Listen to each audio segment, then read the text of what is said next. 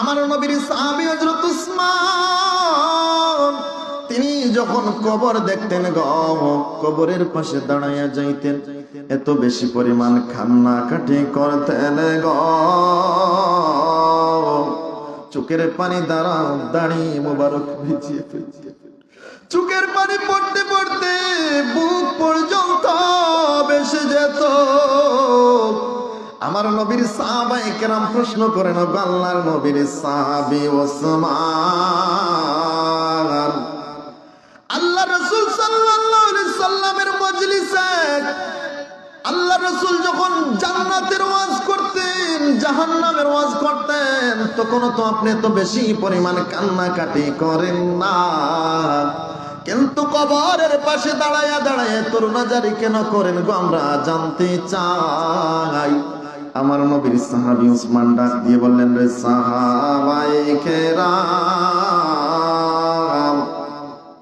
অবশ্যই আমি জাহান্নামকে ভয় পাই, কিন্তু কবরের পাশে দাঁড়ায়া কেন কান্দি? রাসূলের মজলিসে এত বেশি পরিমাণ আমি জাহান্নামের ভয়ে কান্দি না, কিন্তু কবরের পাশে দাঁড়ায়া কেন আমি রুনাজারি দিয়ে কান্দি? তোমরা শুনে নাও। আমার নবী বলেছেন, ইন্নাল কবরা আউয়ালু মানজিলিম মিন মানাজিলিল আখিরাহ। আমার নবী বলেছেন, কবর হচ্ছে আখিরাতের প্রথম ঘাঁটি, প্রথম পাড়ি, আখিরাতের প্রথম মঞ্জিল। এই কবরের মধ্যে যারা আটকা পড়ে যাবে গো, বাকি গাঁট গুলাতে আটকা পড়ে যাবে। এই জন্য আমি ওসমান চোখের পানি ছেড়ে ছেড়ে বুক বাসায়া কান্দে। আমার নবীর সাহাবায়ে কেরাম ডাক দিয়ে বললেন, আল্লাহর নবীর সাহাবী ওসমান, আল্লাহ রাসূল তো 3 নম্বরে আপনাকে জান্নাতি বলে ঘোষণা করেছেন গো। জান্নাতের সার্টিফিকেট আপনি পকেটে নিয়ে ঘোরান। জান্নাতের সার্টিফিকেট পাওয়ার পরেও কেন আপনি এত বেশি পরিমাণ কাঁদেন? আমরা তো দয়াল নবীর মুখে জান্নাতের সার্টিফিকেট দুনিয়ার জমিনে পাই না, আপনি তো জান্নাতের সার্টিফিকেট পেয়েছেন। আমার নবীর সাহাবী ওসমান ডাক দিয়ে বললেন, রে সাহাবায়ে কেরাম, আমার নবী বলেছেন আমি ওসমান জান্নাতি। যেই আল্লাহ আমাকে জান্নাতের সার্টিফিকেট দিতে পারেন গো, সেই মালিক আমার আল্লাহ। আমি ওসমানের উপর নারাজ হয়ে জান্নাতের সার্টিফিকেটটা ক্যান্সেল করতে পারে। সুবহানাল্লাহ। এই জন্য আমি ওসমান এত বেশি পরিমাণ কান্নাকাটি করে, কবরকে এত বেশি ভয়, জান্নাতের সার্টিফিকেট পাওয়ার পরেও এত ভয় করেন। আমাদের অবস্থান কোথায় একটা চিন্তা করার দরকার আছে না নাই? ও মাবুদ মাওলা রে, কি নাম লইয়া ডাকব তোমায় রে? আল্লাহ আল্লাহ মাশাআল্লাহ, আল্লাহ আল্লাহ আল্লাহ, কি নাম লইয়া ডাকলে তোমায়, কি নাম লইয়া ডাকলে তোমায়, তোরাই লইবাই বান্দারে, কি নাম লইয়া ডাকব তোমায় রে? আল্লাহ আল্লাহ আল্লাহ আল্লাহ আল্লাহ। এক ডাকিলেন ইব্রাহিম নবী,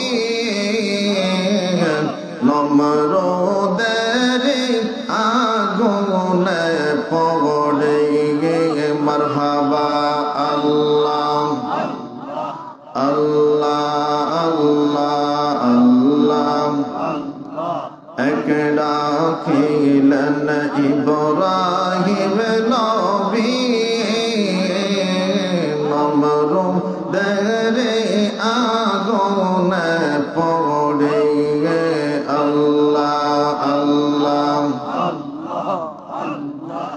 আগুন হইল ফুল বাগিচায়, আগুন হইল ফুল বাগিচায়, ইব্রাহিম নবী জ্বলে না রে, কি নাম লইয়া ডাকব তোমায় রে? আল্লাহ আল্লাহ আল্লাহ আল্লাহ আল্লাহ, কি নাম লইয়া ডাকলে তোমায়, কি নাম লইয়া ডাকলে তোমায়, তোরাই লইবাই বান্দারে, কি নাম লইয়া ডাকব তোমায় রে? আল্লাহ আল্লাহ আল্লাহ আল্লাহ আল্লাহ আল্লাহ, লা ইলাহা ইল্লাল্লাহু মুহাম্মাদুর রাসূলুল্লাহ সাল্লাল্লাহু আলাইহি ওয়াসাল্লাম। আমার ভাইরা, আমার বন্ধুগণ, আমার বাবারা, ও পর্দার আড়ালের মা বোনেরা, দিলের কান লাগাই আমার কথাগুলা শোনো। আমরা এই দুনিয়ার জমিনে এসেছি, এই দুনিয়ার জমিনে কিন্তু আমরা চিরদিন থাকবো না, থাকতে পারবো না। এই দুনিয়ার জমিনে কত জালেম এসেছে, তারা মনে করেছে এই দুনিয়ার জমিনে চিরস্থায়ী ভাবে থাকতে পারবে গো, কিন্তু এই জালেমেরা এই দুনিয়ার জমিনে মুহূর্ত থাকতে পারে না। যখন তাদের মধ্যে অহংকার এসে যায়, অহংকারের চূড়ান্ত সীমা যখন তারা অতিক্রম করে ফেলে রে, আমার আল্লাহ রাব্বুল আলামিন তাদের দুয়ারে মালাকুল মউত আজরাইল আলাইহিস সালামকে পাঠিয়ে দিয়েছে। আমার ভাইরা, আমার বন্ধুগণ, আমার বাবারা, আমরা সবাই মারা যাব, এই জমিন থেকে চলে যাব, এই ব্যাপারে কোনো ইখতিলাফ নাই, ইখতিলাফ নাই। আমরা যারা ঈমানদার, আমরা ঈমান এনেছি, আমরা বিশ্বাস করি মারা যাওয়ার পরে আমাদের শেষ নয়, মারা যাওয়ার পরে আরেকটা জগৎ আছে না? না, অবশ্যই আছে। আমরা এক সময় কোথায় ছিলাম? আলমে আরওয়াহের মধ্যে, রূহের জগতের মধ্যে। কোথায় ছিলাম? রূহের জগতের মধ্যে। সেখান থেকে আল্লাহ পাক রব্বুল আলামিন আমাদেরকে ট্রান্সফার করলেন আলমে বুতুন অথবা আলমে আরহাম, মায়ের পেট নামক জগতের মধ্যে। মায়ের পেটের মধ্যে আমরা একদিন দুদিন নয়, 10 মাস 10 দিন পর্যন্ত ছিলাম গো। যখন 10 মাস 10 দিন হয়ে যায়, আমার আল্লাহর হুকুমে আমরা আলমে আরহাম থেকে আলমে দুনিয়ার মধ্যে এসে গেছি, বলি না সুবহানাল্লাহ। এখন আমরা যে জগতের মধ্যে আছি, সেই জগতের নাম হচ্ছে আলমে দুনিয়া। এর পিছনে আমরা ছিলাম আলমে আরহাম, এর আগে ছিলাম আলমে আরওয়াহ। এই দুনিয়ার পর আরেকটা দুনিয়া আছে। কাফের, বেঈমান, নাস্তিক, মুরতাদ তারা মনে করে মারা যাওয়ার পরে সব শেষ হয়ে যায়, কিন্তু আমরা যারা ঈমানদার গো, আমরা আল্লাহকে মেনে নিয়েছি, নবীকে মেনে নিয়েছি। আমার নবী আমার আল্লাহর পক্ষ থেকে যা কিছু নিয়ে এসেছেন, দয়াল নবীর কথাকে আমরা মেনে নিয়েছি। এই দুনিয়া আসল দুনিয়া নয়, এই দুনিয়ার পর আরেকটা দুনিয়া আছে গো, যেই দুনিয়ার নাম হচ্ছে আলমে বরজখ। এই আলমে বরজখের পর আরেকটা জগৎ আছে, যেই জগতের নাম হচ্ছে আলমে আখিরাত। আলমে আখিরাত। আমরা মারা যাওয়ার পর কোথায় যাব? আলমে বরজখ, কবর জগতের মধ্যে। হাজার হাজার বছর এই কবরের মধ্যে আমরা থাকব। আমার ভাইরা, আমার বন্ধুরা, আমার বাবারা, আলমে বরজখ থেকে আমরা আলমে আখিরাতের মধ্যে চলে যাব গো।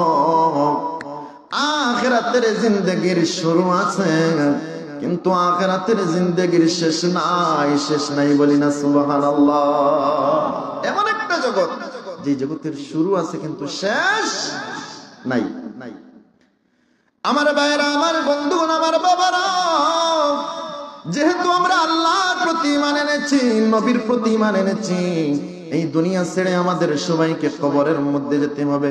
এরপরে হাসরের ময়দানে আমাদেরকে উঠতে হবে, আল্লাহর দরবারে আমাদের জবাবদিহিতা করতে হবে, আল্লাহর দরবারে আমাদেরকে উপস্থিত হতে হবে। এই জন্য এই দুনিয়ার জমিন থেকে ঈমানওয়ালা আমলওয়ালা জান্নাতি হয়ে বিদায় হওয়ার দরকার আছে না? না, অবশ্যই আছে। এই দুনিয়া হচ্ছে আখিরাতের ক্ষেতের জায়গা। এই দুনিয়ার জমিনে যদি আপনি ঈমান আনয়নের সাথে সাথে নেক আমল করতে পারেন, আখিরাতের জিন্দেগিতে আপনি সুখে শান্তিতে থাকবেন। আর যদি নেক আমল না করেন, নিজের ইচ্ছা মতো চলেন, মৃত্যুর সাথে সাথে মৃত্যু থেকেই আপনার আযাবের সূত্রপাত হয়ে যাবে। কবরের মধ্যে আপনার আযাব হবে, হাসরের ময়দানে আপনি কষ্ট আর কষ্ট। অবশ্যই আপনাকে অপমানের সহিত জাহান্নামে নিক্ষেপ করা হবে। কতদিন পর্যন্ত জাহান্নামে থাকবো আমরা কেউ জানি না। তবে একটা কথা বলতে পারি, যেহেতু আমরা ঈমানদার, আমার মায়ার নবীর কথাকে আমরা মেনে নিয়েছি, ঈমানের দৌলত অর্জন করেছি, একদিন না একদিন আমরা জাহান্নামের আগুনের মধ্যে জ্বলতে ঈমানের কারণে একদিন না একদিন আমরা আল্লাহর তৈরি সুন্দর জান্নাতের মালিক হয়ে যাব। এটা আমাদের লাস্ট ভরসা। কিন্তু ঈমান এনেছি আর জান্নাতে চলে যাব, জাহান্নামের আগুনে জ্বলবো, এতে কি হয়েছে? এইরকম ধারণা করলে হবে না। কারণ জাহান্নাম এটা কিন্তু নানা বাড়ি নয়, ঠিক কিনা? সামান্য দুনিয়ার আগুন আমরা কি সহ্য করতে পারি না? জাহান্নামের আগুন আমরা কেমনে সহ্য করব? আমার ভাইরা, আমার বন্ধুগণ, আমার বাবারা, আমার নবীর সাহাবী হযরত ওসমান রাদিয়াল্লাহু তাআলা আনহু কেমন সাহাবী ছিলেন! আমার নবী, মায়ার নবী, রাহমাতাল লিল আলামিন, এই দুনিয়ার জমিনে 10 জন সাহাবীকে জান্নাতের সার্টিফিকেট দিয়েছেন। বুঝে থাকলে বলুন, কয়জন সাহাবীকে জান্নাতের সার্টিফিকেট দিয়েছে? 10 জন। যদিও আমার নবীর প্রত্যেক সাহাবী জান্নাতে, কিন্তু স্পেশাল 10 জনকে জান্নাতের সার্টিফিকেট আমার নবী দিয়েছেন, যাদেরকে বলা হয় আশারায়ে মুবাশশারা বিল জান্নাহ, জান্নাতের সুসংবাদ প্রাপ্ত 10 জন সাহাবী।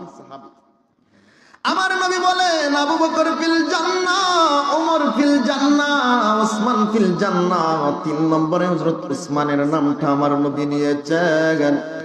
আমার নবীর সাহাবী হযরত উসমান, তিনি যখন কবর দেখতেন গো, কবরের পাশে দাঁড়াইয়া যাইতেন, এত বেশি পরিমাণ কান্নাকাটি করতেন গো, চোখের পানি দ্বারা দাড়ি মোবারক ভিজিয়ে ফেলতেন। চোখের পানি পড়তে পড়তে বুক পর্যন্ত বেশে যেত। আমার নবীর সাহাবায়ে কেরাম প্রশ্ন করেন, আল্লাহর নবীর সাহাবী ওসমান, আল্লাহ রাসূল সাল্লাল্লাহু আলাইহি সাল্লামের মজলিসে আল্লাহ রাসূল যখন জান্নাতের ওয়াজ করতেন, জাহান্নামের ওয়াজ করতেন, তখন তো আপনি তো বেশি পরিমাণ কান্নাকাটি করেন না, কিন্তু কবরের পাশে দাঁড়ায়া তরুণাজারি কেন করেন গো, আমরা জানতে চাই। আমার নবীর সাহাবী উসমান ডাক দিয়ে বললেন, রে সাহাবায়ে কেরাম, অবশ্যই আমি জাহান্নামকে ভয় পাই, কিন্তু কবরের পাশে দাঁড়ায়া কেন কান্দি?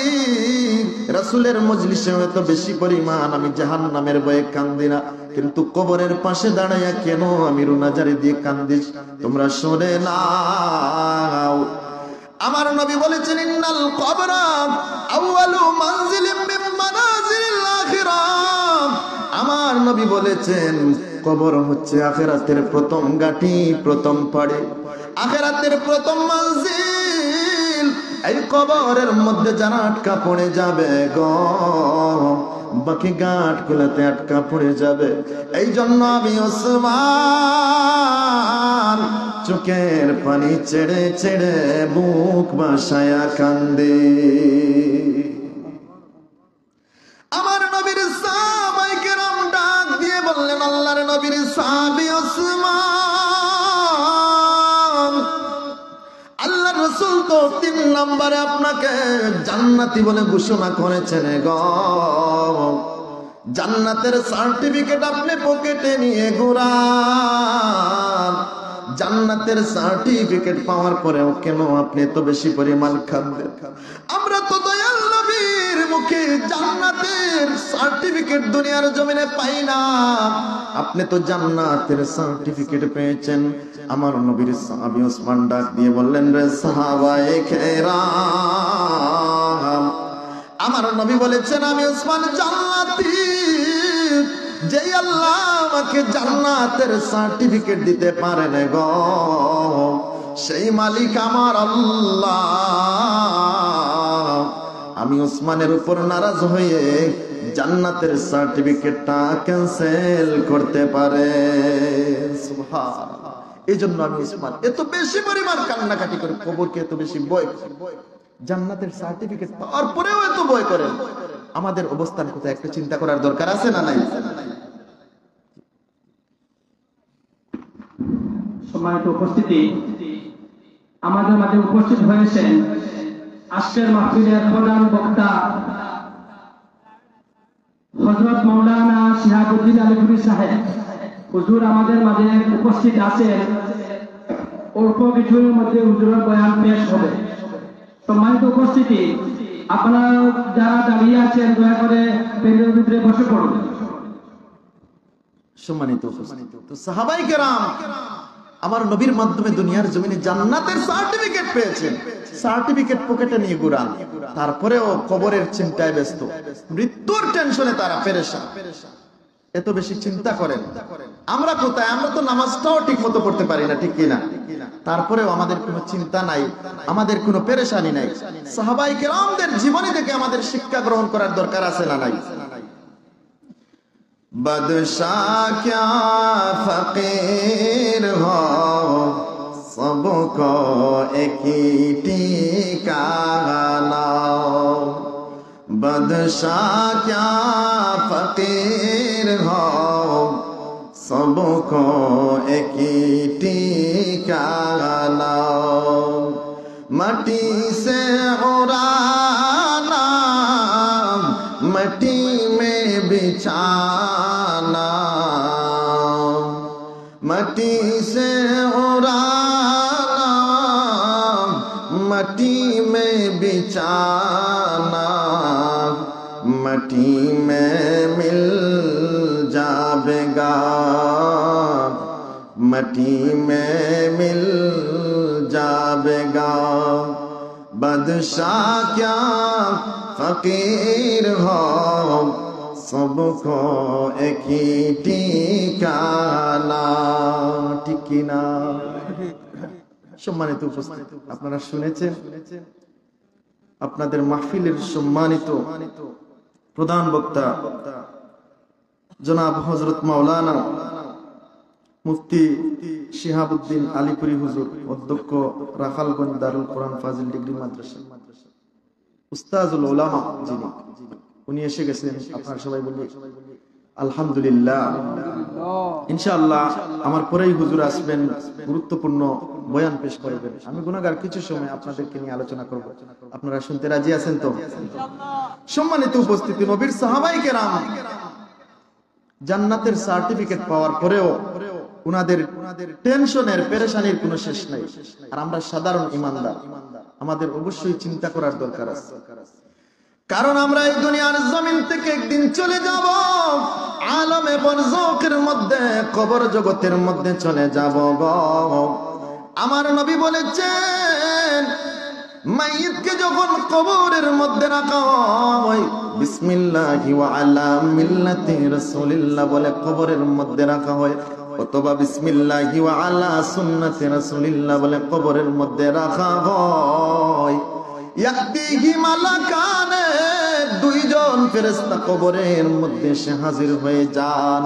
একজনের নাম মুনকার আর একজনের নাম হচ্ছে নাকির। ওই দুইজন ফেরেশতা কবরের মধ্যে এসে হাজির হয়ে যান।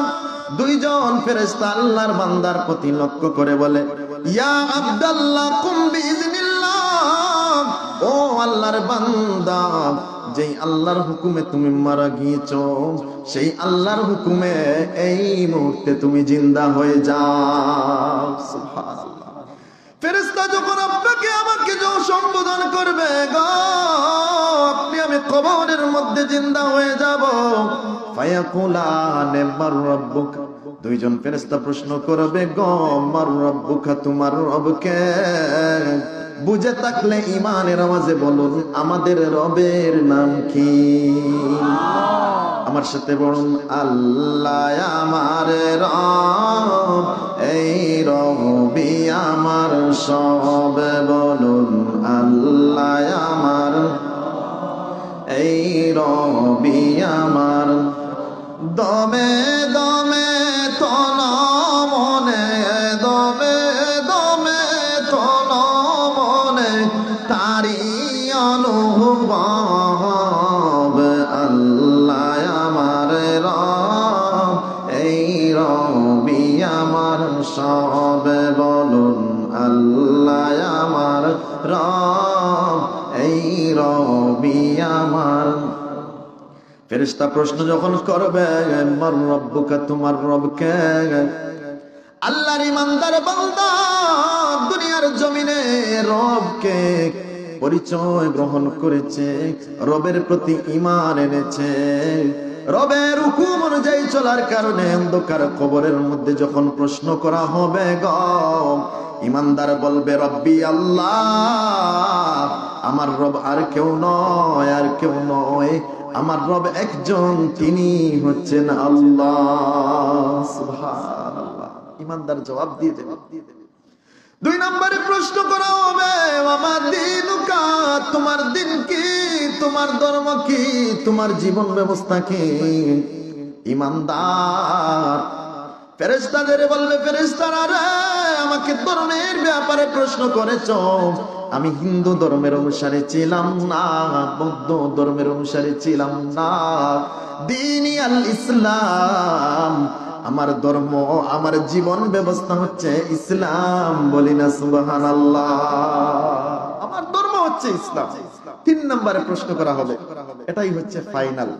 এটা কি ফাইনাল? এই প্রশ্নের উত্তর যদি দিতে পারেন আপনি সাকসেসফুল পারসন, আর যদি এই প্রশ্নের উত্তর দিতে না পারেন আপনার দুনিয়ার জিন্দেগিটা বৃথা, কবরের মধ্যে আপনি আটকা পড়ে যাবেন। আমার ভাইরা, আমার বন্ধুগণ, আমার বাবারা, ও পর্দার আড়ালের মা বোনেরা, আমার নবীর ব্যাপারে প্রশ্ন করা হবে, ওমান নবিয়্যুকা, তোমার নবী কে? অথবা আমার নবীকে আপনার আমার সামনে হাজির করা হবে, মা কুনতা তাকুলু ফি হাযার রাজুলিল্লাযী বুইসা ফিকুম, দুনিয়ার জমিনে তোমার মধ্যে পাঠানো হয়েছে, ওনাকে কি চিনো? ইমানদার বান্দা ডাক দিয়ে বলবে, ও মুনকার নাকির ফেরেশতারা রে, যেই নবীকে একটা সেকেন্ডের জন্য দেখার জন্য আমি আমার জীবনটাকে শেষ করে দিয়েছি, যেই নবীকে দেখার জন্য আমি পাগল পারা ছিলাম গো, সেই নবীকে দেখি আমাকে প্রশ্ন করে চলে ফেরেশতারা, তিনি আর কেউ নয়, আর কেউ নয়, হাযা নবিয়ুনা মুহাম্মাদুর রাসূলুল্লাহ সাল্লাল্লাহু আলাইহি ওয়াসাল্লাম, তিনি হচ্ছেন আমার ঈমানওয়ালা, কামলিওয়ালা নবী মুহাম্মাদুর রাসূলুল্লাহ সাল্লাল্লাহু আলাইহি ওয়াসাল্লাম। সুবহানাল্লাহ। ইমানদার যখন জবাব দিয়ে দেবে তখন এই 3.5 হাত মাটির গর্তটা জান্নাতের বাগানে পরিণত হয়ে যাবে। সুবহানাল্লাহ। আর যদি মুনাফিক হয়, বেঈমান হয়, তাহলে তো অবস্থা শেষ। আমার ভাইরা, আমার বন্ধুগণ, আমার বাবারা, আমার আল্লাহ গায়েব থেকে আওয়াজ দিয়ে বলবেন, ফাফরিশু বিল জান্নাহ, ফেরেশতারা রে, আমার বান্দা কবরের মধ্যে শুয়ে আছে রে, এই 3.5 হাত মাটির গর্তের মধ্যে রে, ফেরেশতারা আমার বান্দার সেই কবরের মধ্যে তোমরা জান্নাতের বিছানা বিছায়া দাও। সুবহানাল্লাহ। আমার বান্দার কবরে জান্নাতের বিছানা বিছায়া দাও। ওয়ালবিসু বিল জান্নাহ, আমার বান্দার, আমার বান্দি পরনের মধ্যে 3 টুকরা 5 টুকরা কাপড়ের ফেরেশতারা আমার বান্দার আমার বান্দির পরনের মধ্যে তোমরা জান্নাতের পোশাক পরাইয়া দাও। ইলামাত্তাম সরি আমার বান্দার চক্ষু যত দূর পর্যন্ত তার দৃষ্টি যায় তত দূর পর্যন্ত আমার বান্দার চক্ষুর পাওয়ারকে তোমরা প্রশস্ত করিয়া দাও। সুবহানাল্লাহ। কবরটাকে তোমরা ততটুকু প্রশস্ত করে দাও যত দূর পর্যন্ত আমার বান্দার চক্ষুর দৃষ্টি যায়। সম্মানিত উপস্থিতি, এই কবরটা আমাদের কারো জন্য জান্নাতের বাগান, কারো জন্য জাহান্নামের বাগান, জাহান্নামের গর্ত। যদি জান্নাতের বাগান হয়ে যায় আমাদের সুখের কোনো শেষ। ফেরেশতারা বলবে নাউকা নাউমিল আরুস, দুলা যেমন তার স্ত্রীকে নিয়ে বাসর ঘরের মধ্যে ঘুমায় গো, দুনিয়ার কোনো মানুষ তাদেরকে ডিস্টার্ব করে না। ও আল্লাহর বান্দা, তুমি সেই কবরের মধ্যে ঘুমিয়ে থাকো গো। ইসরাফিল আলাইহিস সালামের তৃতীয় ফুৎকারের আগ পর্যন্ত কেউ তোমাকে ডিস্টার্ব করবে না। যেই দিন ইসরাফিল আলাইহিস সালাম তৃতীয় ফুৎকার দিয়ে দিবেন সেই দিন তোমার ঘুম ভাঙবে। বলি না সুবহানাল্লাহ। আমার নবী বলেছেন আল কবরু রাউদাতুম মির রিয়াদিল জান্নাহ আও হুফরাতুম মিন হুফারিন নার। এই কবরটা হচ্ছে কারো জন্য জান্নাতের বাগান, আবার কারো জন্য জাহান্নামের গর্ত। যদি এই দুনিয়ার জমিনে আমরা ঈমানওয়ালা হই, আমলওয়ালা হই, তাহলে আমাদের অবস্থা ভালো হবে, তা না হলে আমাদের অবস্থা একেবারে খারাপ হয়ে যাবে। আমার ভাইয়েরা, আমার বন্ধুগণ, আমার বাবারা, এই দুনিয়ার জমিনে আমরা এসেছি, এই দুনিয়ার জমিনে আমরা চিরস্থায়ী ভাবে থাকতে পারবো না। একদিন না একদিন এই দুনিয়ার মায়া আমাদেরকে চিরতরে ছেড়ে দিতে হবে গো। অন্ধকার কবরের মধ্যে আমাদেরকে চির নিদ্রায় শায়িত হতে হবে। আজ না হয় কাল তুমি যাইবা কবরে, যাওয়ার কালে দেখে বিছায়া গো। বলুন আজ না হয় কাল তুমি যাইবা কবরে, যাওয়ার কালে দেখে বিছায়া রে। তোমার সবই রইল পড়ে, যাওয়ার কালে দেখে বিছায়া।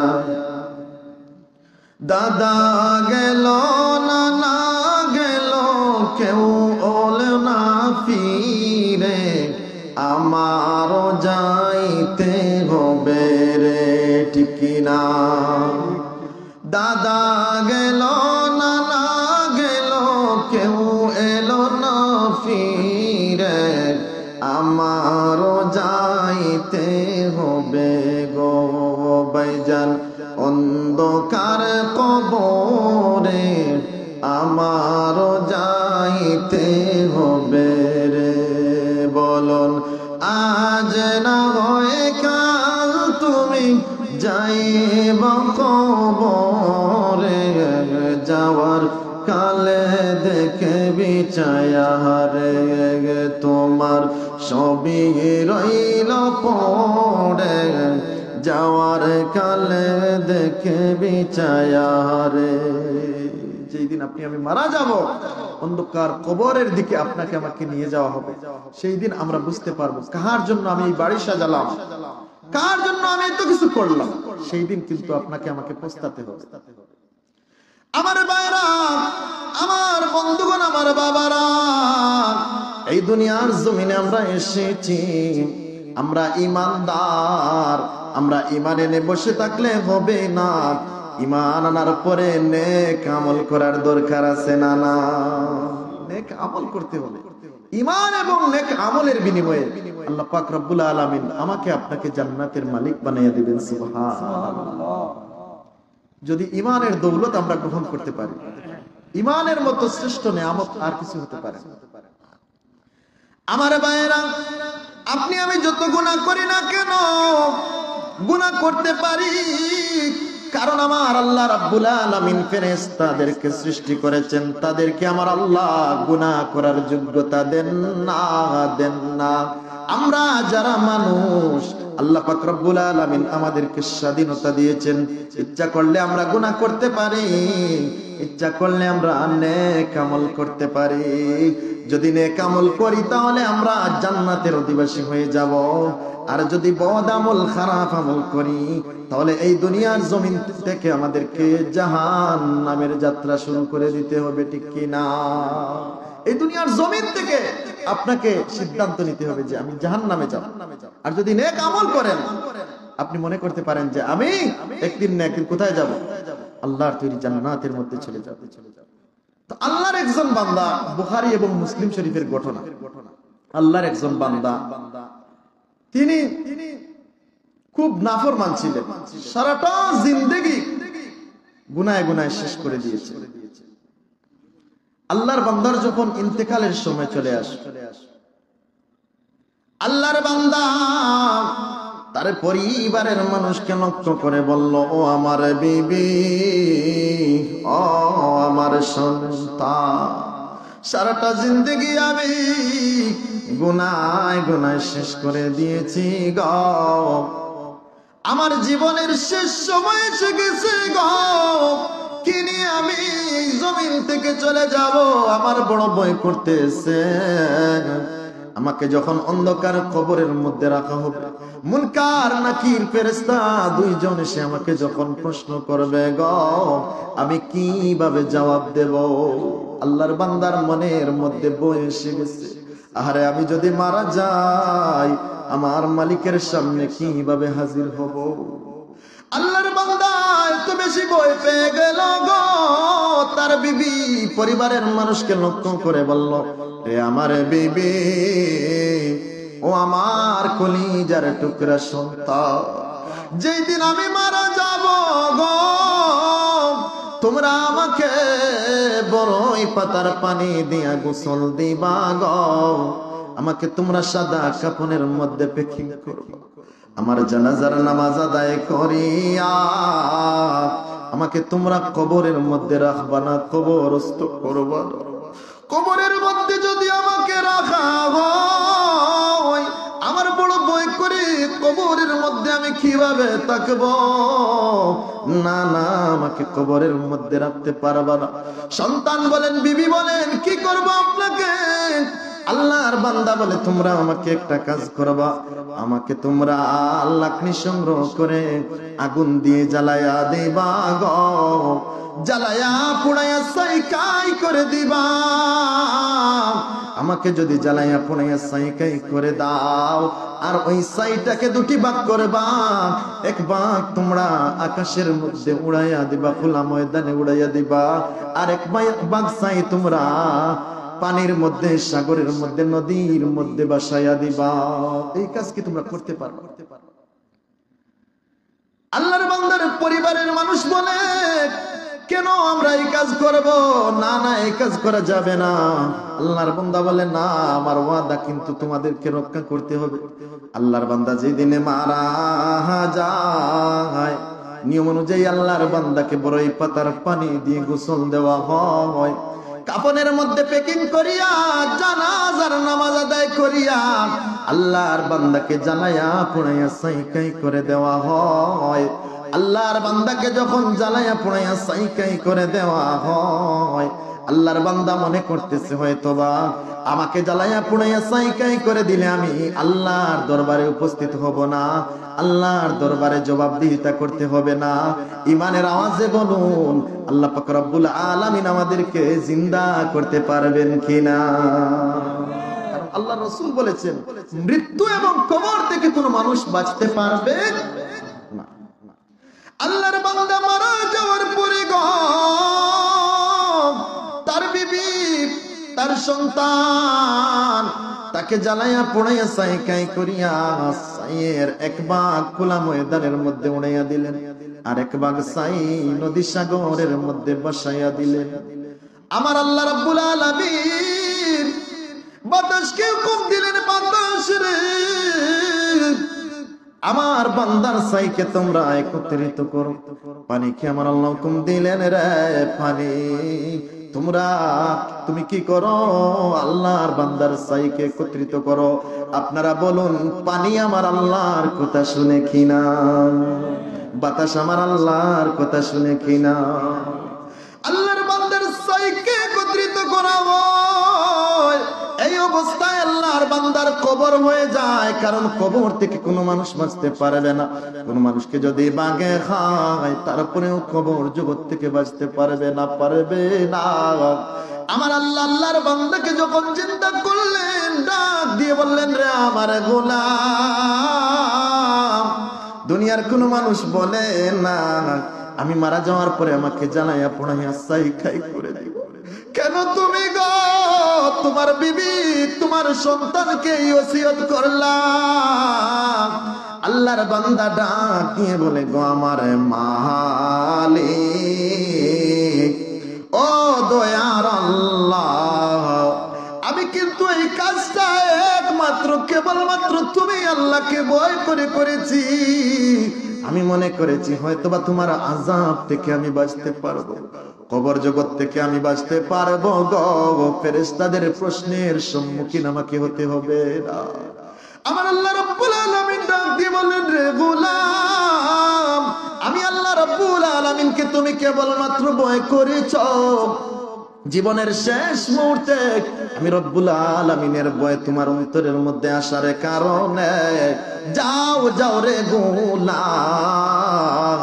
তোমার মতো বান্দাকে আমি আল্লাহ রাব্বুল আলামিন মাফ করে দিয়া জান্নাতের ফয়সালা করে দিলাম। তো আল্লাহর ভয় আমাদেরকে কোথায় থেকে কোথায় নিয়ে যায় একটু চিন্তা করার দরকার আছে না?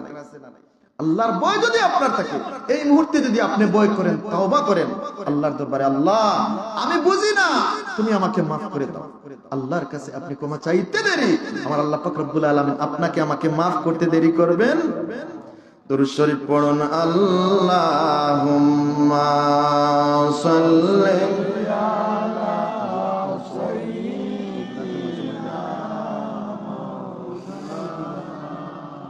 وعلى آل سيدنا مولانا বাড়ি বাড়ি কররে মন, ওই বাড়ি তো তোমার নয়, আসল বাড়ি কবর হবে। একবার মন রে বাবলাই না, আল্লাহুম্মা সাইয়্যিদিনা মাওলানা মুহাম্মদ ওয়া আলা আলি সাইয়্যিদিনা মাওলানা